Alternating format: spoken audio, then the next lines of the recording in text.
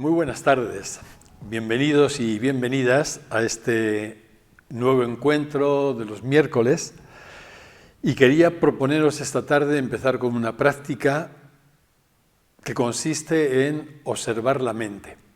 El motivo es que vamos a dedicar ahora 2 sesiones a hablar de lo que significa vivir en el testigo, qué aporta y cómo hacerlo. Y bien, dentro de este hábito que queremos ir adquiriendo de vivir más en el testigo que en la mente pensante, una condición básica para lograrlo consiste justamente en esto, en aprender a observar la mente, porque observarla implica aprender también, ejercitarnos en tomar distancia de ella y situarnos en ese otro lugar, ese otro lugar al que llamamos el testigo. Así que, sin más, vamos a empezar. Práctica atencional. Observar la mente. Cuando nos referimos a objetos, la atención se entrena volcándonos en ellos, es decir, depositándola en ellos. Sin embargo, y por el contrario, cuando nos referimos a la mente, la atención se entrena tomando distancia de ella y observándola. Si yo no tomo distancia, si no la observo, la mente va a ocupar un papel protagónico, se va a hacer dueña de casa y voy a terminar envuelto en toda la red de sus pensamientos. Ahí no hay atención. Cuando hay mente pensante, la atención desaparece. Y por el contrario, cuando empiezo a observar la mente, ahí estoy en la atención y los pensamientos van cesando notablemente. Esto significa que podemos vivir habitualmente en 2 lugares. En la mente pensante, la consecuencia es mucha confusión, mucha esclavitud, mucho sufrimiento, o podemos vivir en la atención y por tanto en la libertad, en la ecuanimidad, en la comprensión de lo que somos. Lo que queremos entrenar con esta práctica es el paso de la mente pensante a la atención.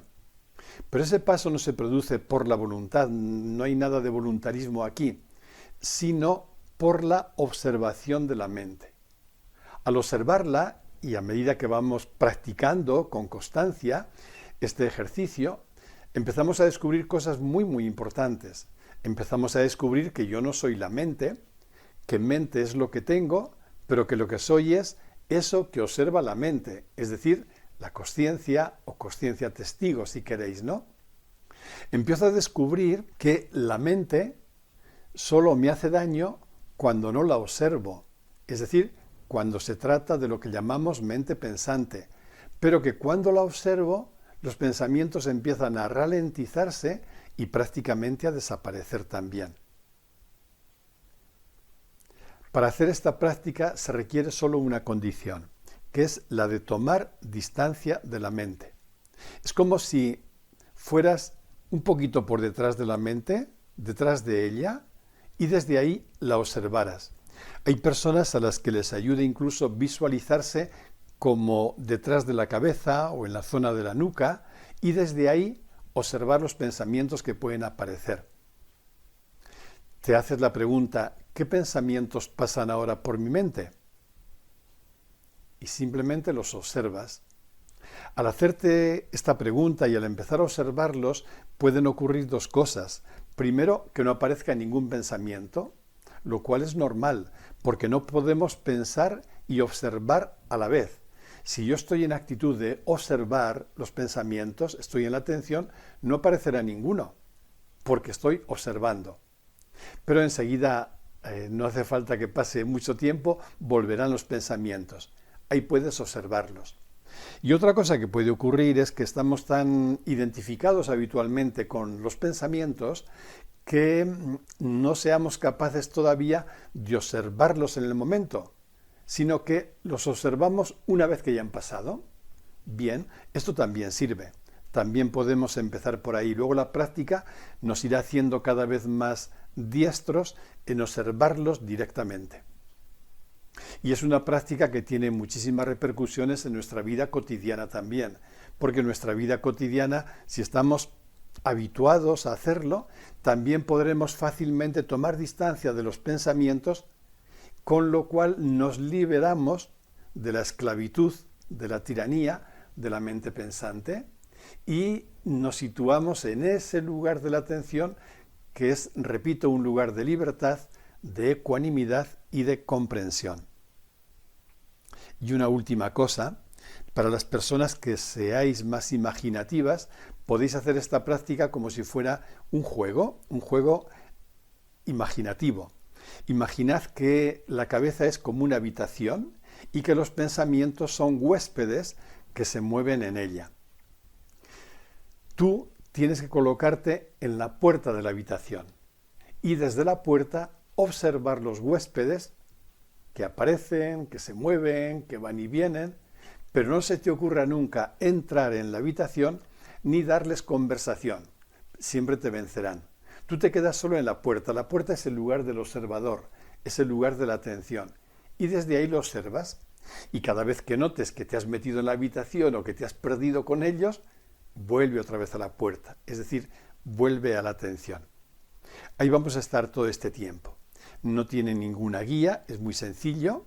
Es preguntarte qué pensamientos pasan ahora por mi mente y simplemente observarlos. No te preocupes si al principio te resulta muy difícil. Es normal cuando no hay hábito, porque tenemos mucha inercia que nos hace estar metidos en la mente pensante. Persevera, practica constantemente y tú mismo o tú misma serás la primera en sorprenderte de los resultados. A medida que vamos ejercitándonos en esta práctica, llega un punto en el que se abre la puerta a lo que sería propiamente la meditación, es decir, aquella experiencia en la que vivimos consciencia sin pensamientos. Los pensamientos pueden venir porque los fabrica el cerebro, pueden estar por ahí, pero ya no me identifico con ellos, entonces ya no molestan. Y meditar es eso también, meditar es permanecer en la consciencia desnuda sin pensamientos. Pero para llegar ahí, generalmente se precisa educar mucho la atención, educar la capacidad de observar la mente. Vamos a empezar.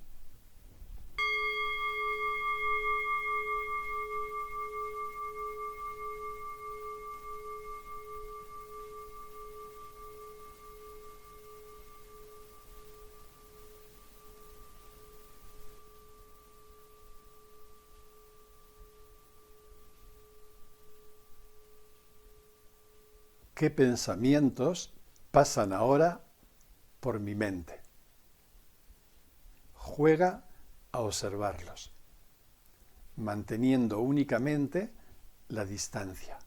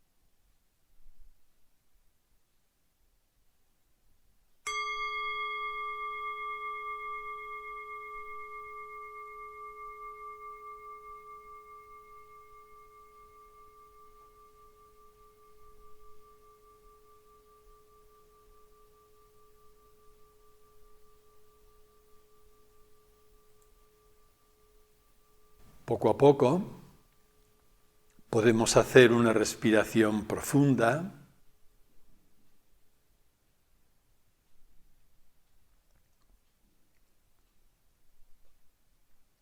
pausada,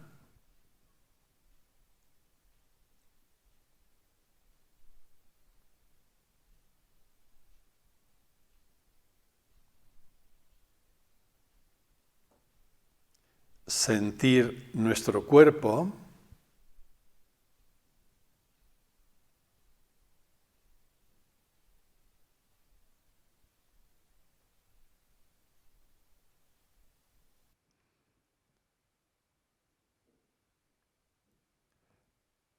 para ir abriendo los ojos y percibir lo que nos rodea. Y como os decía, vamos a abordar un tema que me parece, y así lo pongo aquí también, que constituye un paso decisivo y que consiste en vivir en el testigo. Vamos a dedicar este tema 2 sesiones. En esta primera, ver un poquito el contraste entre lo que es vivir en la mente y lo que es vivir en el testigo. Y en la siguiente sesión veremos también lo que puede ayudarnos en este tránsito. Vamos a empezar pues con lo primero. ¿Qué significa vivir en la mente? Cuando digo vivir en la mente me refiero no solo a utilizar la mente como una herramienta que tenemos y que es una herramienta no solo válida, sino imprescindible, preciosa, sumamente útil, sino que vivir en la mente significa reducirnos a ella, identificarnos con ella, como si fuéramos mente. Como hemos recordado en otras ocasiones, venimos de una tradición cultural que ha corrido muchas veces el riesgo y ha caído en la trampa de identificarnos con la mente. Por ejemplo, esto ha sucedido cuando nos hemos definido como animales racionales o cuando hemos dicho, repitiendo aquel eslogan de Descartes, pienso, luego existo, ¿no? ¿Qué significa, pues, vivir en la mente? Quiero empezar con unas viñetas que tienen su punto de gracia también. Sobre todo yo creo que la gracia viene del hecho de que nos resultan familiares. Aquí tenemos a un gran personaje, como muy potente, presentándose. Dice, buenos días, me presento, soy un pensamiento recurrente y la voy a acompañar por el resto del día. Y esto no es del todo malo, porque aquí por lo menos la persona toma conciencia del pensamiento recurrente que tiene el riesgo de que la acompañe el día entero. Pero con frecuencia nosotros estamos igual, sometidos a pensamientos más o menos recurrentes, sin ni siquiera ser consciente de ello. Pero ahí está. Cuando vivimos en la mente, somos marionetas a merced de pensamientos más o menos recurrentes. Hay una segunda viñeta que nos muestra también cómo podemos terminar cuando es la mente la que lleva el mando en nuestra existencia. Ahí está, podemos empezar pensando y hasta ahí todo va bien. Yo puedo utilizar la mente para pensar en aquello que me interesa, para analizar, para programar, para discernir, etc. Pero si no solo la utilizo, sino que me identifico con ella, la mente luego va a empezar desarrollando unas elucubraciones interminables, tan interminables que yo terminaré probablemente como desapareciendo dentro de ellas y preguntándome, como el muñeco este de la viñeta, a ver cómo salgo de esta, a ver cómo ahora logro, ni siquiera solamente aprender a descansar de toda esta vorágine mental. Y una tercera viñeta todavía, de la que me llama la atención el contraste entre lo que pasa en la cabecita de la persona que circula por ahí y la cabecita del perro. Si os dais cuenta, el perro está en lo que está. El perro ve que está caminando con un señor y que hay 4 árboles enfrente de él hacia donde van. No hay más. Y el sol, que está arriba. Por el contrario, la mente de la persona que está a su lado está saturada, no caben ya más objetos dentro de ella y dentro de objetos recuerdos, proyectos, expectativas, preocupaciones y todo lo que queréis añadir. Este contraste no significa que tengamos que volver a una mente de perro o de animalito, no. Significa que sin negar toda la riqueza de nuestra mente, no nos escapemos y no nos perdamos en los vericuetos que esa mente pensante está elaborando sin cesar. No renunciamos a la mente lúcida, a la mente consciente, por supuesto, no renunciamos a la autoconsciencia, no queremos retroceder hacia un estado de consciencia más elemental como puede ser el de un perrito, sino que manteniendo toda la riqueza que supone, en nuestro caso, el desarrollo mental, queremos vivir en otro lugar que no sea la mente. Ese será, como veremos, el lugar del testigo. ¿Qué significa, pues, vivir en la mente? Pues yo creo que todos lo sabemos bien y con mucha frecuencia lo sufrimos y lo padecemos. Cada vez que notamos un malestar recurrente o más o menos persistente, cada vez que experimentamos sufrimiento mental, sufrimiento que la propia mente alimenta, cada vez que estamos cansados de nuestra hiperactividad mental, despistados y llevados de acá para allá, estamos lógicamente viviendo en la mente. Si tuviera que especificar un poquito más cuáles son los signos que caracterizan lo que es vivir en la mente, apuntarían los siguientes. En primer lugar, es estar en un pensamiento constante y agotador. Es el no poder parar la mente, el no poder dejar de pensar. Tengo un amigo, un hombre joven, que suele repetir alguna vez este dicho, ¿no? Qué lástima que no podamos tener como un interruptor aquí en la sien, al lado de la frente, en forma de off y on. Para poder pensar cuando queremos, lo ponemos en estado on y para descansar poniéndolo en estado off. Evidentemente, quien más, quien menos, todos podemos tener una experiencia similar porque sabemos bien hasta qué punto vivir en la mente resulta algo agotador, algo cansador. En segundo lugar, vivir en la mente es vivir en la etiquetación. Es normal, porque pensar es lo mismo que etiquetar.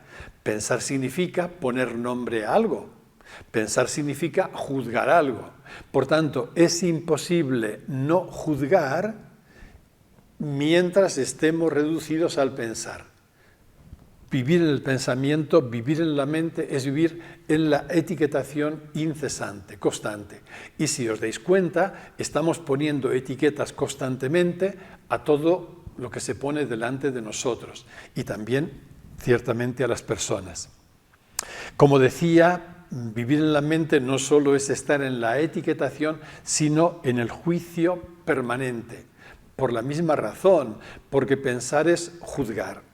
Y cuando estamos en la mente, no sé si os habéis dado cuenta, generalmente no vemos a las personas como son, sino que vemos a las personas como pensamos que son. Es decir, estamos, sin darnos cuenta, en la etiqueta previa que ya tenemos sobre esa persona. Eso impide que la vea con limpieza, que la vea en su verdad, porque la estoy viendo a través del filtro que mi mente pensante le ha colocado. Es decir, la estoy etiquetando y al mismo tiempo la estoy juzgando. Esto sin entrar en todos los, entre comillas, beneficios que nuestra mente y nuestro ego obtiene del juicio cuando se instala en el mecanismo de defensa, al final, que es la comparación, donde juzgamos a los otros tratando de obtener algún beneficio para nuestro propio ego. Otra característica de vivir en la mente es la rumiación. Rumiar es cavilar constantemente en torno a una cuestión determinada. Rumiar es dar vueltas de una manera incesante. Los psicólogos suelen decir que con frecuencia lo que más daño nos hace en nuestra vida psíquica no es el problema que podemos tener y que no se niega, puede ser real en su nivel, sino que es lo que rumiamos acerca de ese problema. Por tanto, si fuéramos más diestros y más dueños de nuestra mente, no nos identificáramos con ella, sino que tuviéramos poder sobre ella, la rumiación podría disminuir o incluso desaparecer, o por lo menos no prolongarse durante mucho tiempo. Y cuando la rumiación no se prolonga, los problemas también sobre los que rumiábamos pierden mucho poder. Otra característica de vivir en la mente es estar todo el rato en el pasado o en el futuro. Es evidente, porque la mente pensante nunca puede vivir en el presente. La mente pensante siempre está pensando lo que ocurrió, sea en clave de culpabilización, sea en clave de decepción, sea en clave, me da igual, de euforia, pero en el pasado o en el futuro, a través de cualquier tipo de proyección que haga de sus expectativas en ese futuro. Pero en cualquier caso, vivir en la mente significa condenarse a vivir fuera del momento presente, es decir, a no vivir, puesto que si solo hay vida en el momento presente, cada vez que yo no estoy en el presente, estoy también alejado y desconectado de la vida. Otra característica de vivir en la mente es que estamos viviendo todo el rato en un mundo de creencias, de conocimientos de segunda mano, de niebla, de bruma y de confusión. La mente lo único que tiene son creencias, pero sabemos a esta altura que ninguna creencia es verdad, porque una creencia solo es un concepto, una idea, un pensamiento, y en el mejor de los casos, algo que apunta hacia una verdad mayor que nunca la mente podrá atrapar. Pero vivir en un mundo de creencias es vivir en un mundo, por decirlo suavemente, de neblina, de oscuridad, de cierta confusión, porque al final una creencia, como dice el texto, es un conocimiento de segunda mano. Una creencia es algo que yo he escuchado, he recibido y a lo que me he adherido, pero no es algo que yo haya investigado y experimentado por mi propia cuenta hasta el punto de que constituya en mí una certeza. Esta diferencia entre lo que es un conocimiento propio adquirido por la experiencia, por la investigación, por la autoindagación, y lo que es un conocimiento de segunda mano me parece también crucial y muy actual e incluso urgente, sobre todo si tenemos en cuenta con qué facilidad las personas nos movemos con conocimientos de segunda mano. Alguna vez hemos recordado aquí que pensar no es nada más que barajar opiniones que hemos escuchado a otras personas. Las hemos oído, las hemos leído, de alguna forma las hemos recibido y entonces las hemos hecho nuestras y lo que nuestra mente hace es barajar esas distintas opiniones recibidas, pero no creamos nada nuevo. No hacemos nada más que cambiar, en todo caso, la perspectiva desde la que las orientamos, pero sigue siendo siempre un conocimiento de segunda mano, con lo cual no tiene ninguna garantía de verdad. Esto es típico de vivir en la mente. ¿Qué será lo contrario a vivir en el testigo? El testigo no tiene creencias de ningún tipo, el testigo se mueve en otros parámetros. Y finalmente, otra característica que ha quedado dicha de vivir en la mente es el cansancio. Y también aquí todas podemos tener experiencia cuando en un día determinado o en un momento determinado nuestra mente toma el mando y nos parece imposible detener todo ese bullicio, todo ese vértigo mental también, el cansancio que eso produce.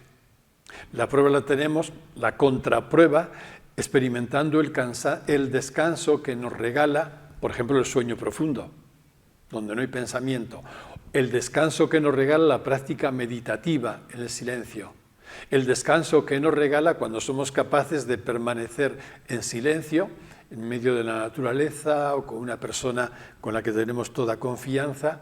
Eso es lo contrario al cansancio mental, este último, otro rasgo más distintivo de lo que es vivir en la mente. ¿Qué significa, por el contrario, vivir en el testigo? Antes de enumerar los rasgos básicos que considero que caracterizan la vida en el testigo, me parece muy importante subrayar algo, una matización totalmente necesaria, que consiste en reconocer que más que hablar del testigo, habría que hablar de consciencia testigo, o bien de atestiguación, o bien de observación. ¿Qué significa esto?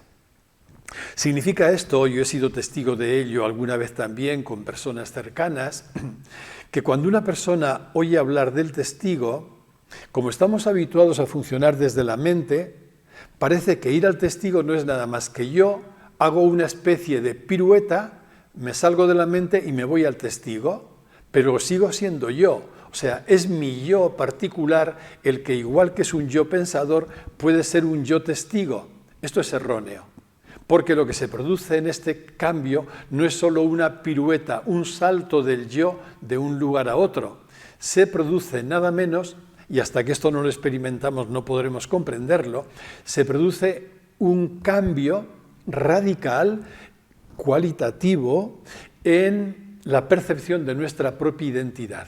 Es decir, en la mente, en el pensamiento, el sujeto ciertamente es el yo particular, es mi yo, pero el sujeto del testigo no es ningún yo particular. Por eso, en lugar de hablar del testigo, que parece que habla de un yo testigo, es más adecuado hablar de atestiguación. Ahí hay atestiguación, pero no hay ningún yo que sea testigo de nada, porque el yo no cabe en ese estado de consciencia que llamamos testigo. Ahí hay observación, hay luz, hay consciencia, como la queréis llamar, pero ningún yo que sea sujeto de todo eso que acabo de nombrar. El cambio de estado de consciencia implica nada menos que pasar de creer que mi identidad es el yo, como ocurre en el estado mental, a comprender que la identidad de este nuevo estado que llamamos testigo o atestiguación es no yo, es una identidad transpersonal. Es decir, el testigo no es personal, es transpersonal. El testigo es eso que se da cuenta, en una palabra, es la consciencia. Esto también cada persona lo podemos experimentar, no hay aquí ninguna creencia que haya que asumir porque la escuchemos a otros. Cuando una persona logra permanecer, aunque sea por una fracción de segundo, en el silencio de la mente, ahí no hay ningún yo. Ahí no hay ningún yo que esté diciendo, he conseguido hacer silencio. No hay ningún yo que diga, qué bien estoy en el silencio. Eso lo dirá después de que sale del silencio, pero mientras estás en el silencio, mientras estás en la atestiguación, mientras estás en el testigo, no hay ni asomo de yo. Esto explica, por ejemplo, que cuando se produce una experiencia mística o transpersonal, o una experiencia, como a mí me gusta llamarla, más de comprensión profunda, eso no significa que de pronto el yo comprenda todo. No significa que el yo se ilumine, significa justamente lo contrario, que hay una experiencia de luz tan grande que descubres que no hay ningún yo.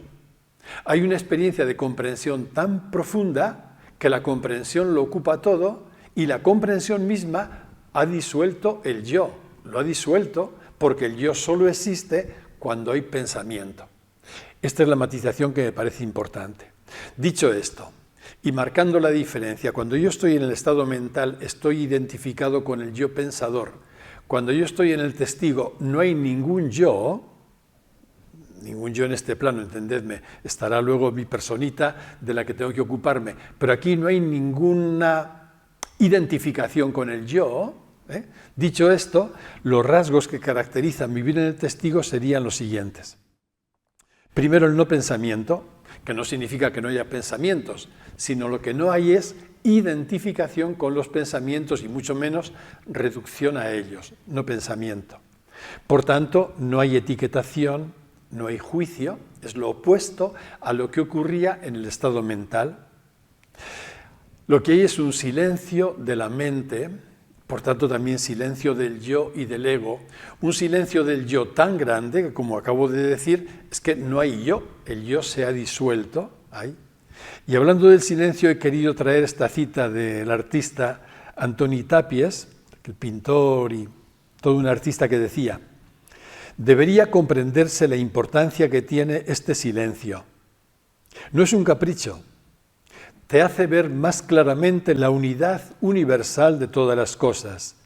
Se estimula un espíritu más comprensivo y solidario entre los seres humanos y con la naturaleza. Ese es el silencio del que hablamos. No es un mutismo, ¿no? Es silencio de la mente, silencio del yo, porque estás en ese otro lugar, vives en el testigo, y este otro lugar es un lugar de unidad con todos y con todo. Otro rasgo básico de vivir en el testigo es la atención. Es el reino, el lugar del no pensamiento, pero el lugar de la atención exquisita. Otro rasgo es el descanso. Si el pensamiento incesante era fuente de cansancio agotador, el vivir en el testigo, aunque estés desarrollando tu vida cotidiana, sea la que sea, tus actividades, tus relaciones, lo que fuere, pero estás en ese otro lugar, que es un lugar de descanso. No sé por qué me viene ahora a la memoria aquella frase de Juan de la Cruz, que hablaba no del testigo, pero sí de algo que guarda íntimas relaciones con él. Él hablaba del amor, el testigo es el lugar del amor. Juan de la Cruz decía: quien anda en amor ni cansa ni se cansa. Lo mismo podría decirse del testigo: quien vive en el testigo ni cansa ni se cansa. Otro rasgo de vivir en el testigo es la ecuanimidad, que no quiere decir que no haya movimientos mentales y emocionales, que no quiere decir que no tengamos días mejores que otros. Quiere decir que dentro de todo ese oleaje que puede haber en nuestra superficie, en el fondo hay paz, serenidad, quietud, en definitiva, ecuanimidad. Y otro rasgo del testigo es la sabiduría, o si os gusta más la palabra, la comprensión. Decía antes que cuando estamos en la mente pensante no hacemos nada más que barajar opiniones escuchadas a otros y movernos en un mundo de creencias. Eso es lo contrario a la comprensión, porque es toda la mecánica mental, ¿no? De lo escuchado, recibido, a lo que damos vueltas. Sin embargo, el testigo es pura atención, indagación, observación. Es el lugar de la comprensión profunda. De hecho, no podremos nunca comprender lo que realmente somos si no nos habituamos a vivir y permanecer en el testigo. ¿Qué significa, por tanto, vivir en el testigo? Lo voy a decir como una metáfora. Creo que el origen, por lo menos, de la metáfora es de Rupert Spira, pero que puede expresarse de este modo. Se trata de no olvidar nunca la pantalla mientras estamos viendo la película. La película, las imágenes, todo lo que se mueve a lo largo de la película, corresponde a lo que llamamos el estado mental, ¿vale? A todas las circunstancias de nuestra existencia cotidiana. ¿Está bien? Y el estado mental es normal. Están todo formas moviéndose, imágenes, la película se está desarrollando constantemente. Pero la cuestión decisiva es: ¿yo dónde estoy? ¿Me reduzco solo a la película o soy capaz de ver más allá de las imágenes de la película la pantalla de fondo? Porque las películas pasan, las imágenes son transitorias, la pantalla es lo único que permanece. Cuando yo estoy en la mente solo veo las imágenes, la pantalla está ahí, pero es que ni la veo. Por el contrario, cuando vivo en el testigo, ahí es cuando atiendo al fondo, aun viviendo las formas o las imágenes que hay. En definitiva, vivir en el testigo significa, volveremos sobre esto en la próxima sesión también, significa atender el fondo de lo real más allá de las apariencias que oscilan. Cuando estamos en el testigo o en la atestiguación, evidentemente observamos todo el mundo de circunstancias, acontecimientos, formas y apariencias, pero en ellas, en todas ellas, detrás de todas ellas, estamos atendiendo también el fondo que las sostiene y las constituye. ¿Cuáles son, sin embargo, las resistencias para vivir en el testigo? Pues voy a hacer poco más que enumerarlas porque ya de una forma u otra han salido a lo largo de estos encuentros. La primera es el poder de la inercia. Estamos tan habituados a estar en la mente que en cuanto nos descuidamos somos atrapados como por una fuerza centrípeta y nos situamos otra vez en la mente.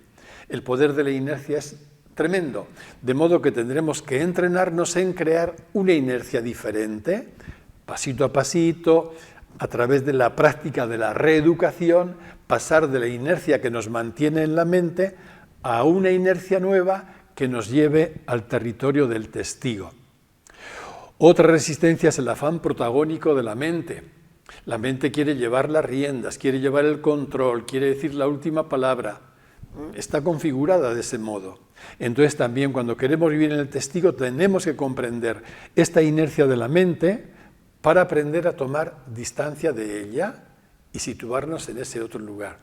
Sin enfado, sin voluntarismos, sin crispación, funcionamos así. Así es como funciona la mente que busca ser protagonista.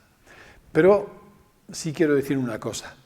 Cuando aprendemos a tener experiencia de lo que es el silencio profundo, incluso la propia mente termina haciéndose dócil, porque la mente descubre que el silencio, al que me refiero, también es bueno para ella. Y cuando la mente descubre que algo es bueno para ella, sus inercias anteriores empiezan a cambiar. Por eso la práctica del silencio, la práctica meditativa, puede ser una herramienta preciosa para reconducir esta inercia mental. Otra resistencia tiene que ver con el ego y lo que lo caracteriza fundamentalmente. El ego es autoafirmación y autorreferencialidad.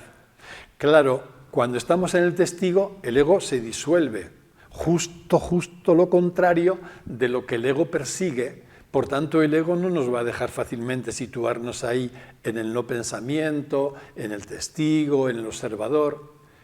Él quiere que todo gire en torno a él por esa autorreferencialidad y quiere que todo lo que hacemos, lo alimente y lo fortalezca, porque no puede buscar sino su autoafirmación.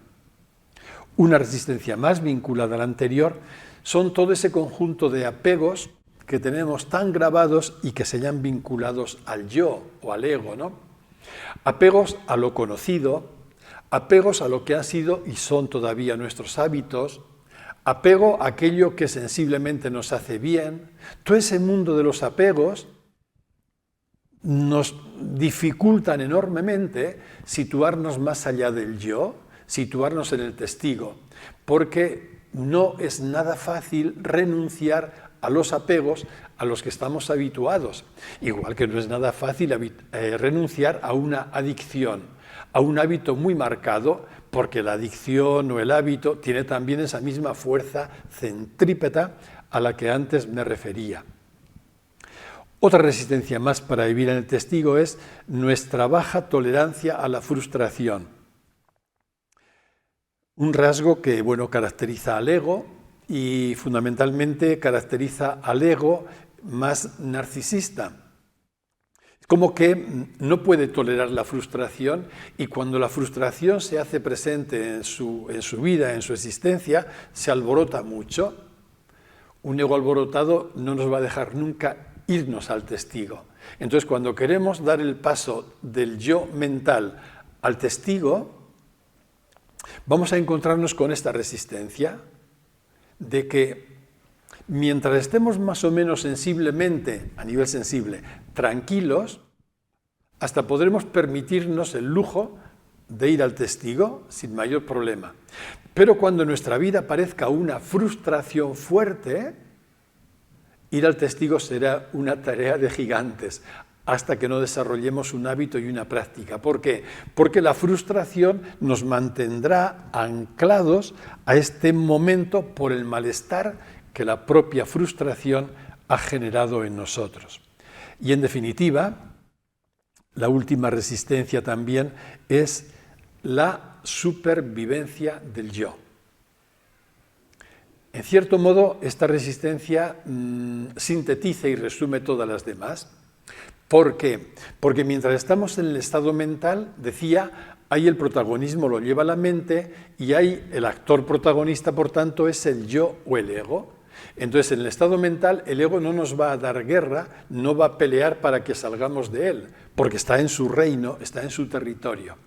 Sin embargo, cuando vamos queriendo acceder al testigo, dado que en el testigo el yo se disuelve, deja de sobrevivir y entonces reforzará todos sus mecanismos para impedir a toda costa que nos vivamos desde el testigo. Con lo cual, ahí nos debatiremos entre lo que es vivir en la mente y a medida que vaya creciendo nuestra consciencia, ir entrenándonos, practicando poco a poco el paso de llegar desde esa mente al testigo. El testigo como lugar de nuestra verdadera identidad, al final como nuestra casa. Sobre esto continuaremos en la próxima semana, sobre todo como tratando de delimitar un poquito más qué es lo que vivimos en el testigo y cómo favorecer en el día a día esto que, como he dicho al principio, me parece que constituye un paso decisivo: aprender a vivir en el testigo. Pues aquí lo dejamos por esta semana, con la invitación a que en la medida en que nos sea posible podamos entrenarnos en dar algún pasito, aunque sea incipiente, que nos traslade de la mente pensante al testigo. Muy buenas tardes y hasta el miércoles próximo.